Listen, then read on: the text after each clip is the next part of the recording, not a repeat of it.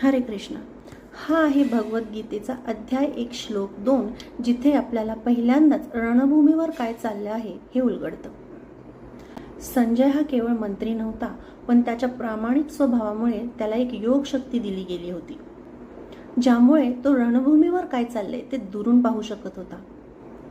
राजा धृतराष्ट्रांच्या प्रश्नाचं उत्तर देत संजय ह्या श्लोकात म्हणतो, रणभूमीवर दुर्योधन पहिल्यांदाच अर्जुनाचं बलाढ्य सैन्य पाहत आहे, जे त्याला वाटलं होतं त्यापेक्षाही खूप मोठे होतं. दुर्योधनाच्या चेहऱ्यावरती काळजी उमटलेली आहे. तो मागे वळून स्वतःच्या सैन्याकडे पाहत आहे, जणू की कोणाचा तरी आधार शोधत आहे. आणि मग त्याला दिसतात त्याचे गुरु द्रोणाचार्य. जसे एखादं लहान मूल आईकडे धावतं, तसाच दुर्योधन थेट त्याच्या गुरूंकडे धावला. जेव्हा आपण एखादी चुकीची गोष्ट करत असतो, तेव्हा बाहेरून आपण कितीही आत्मविश्वास दाखवला तरी आतली भीती आपल्याला उघड करते. आता दुर्योधन गुरूंकडे जाऊन काय बोलतो ते जाणून घेऊयात पुढच्या भागात. हरे कृष्ण.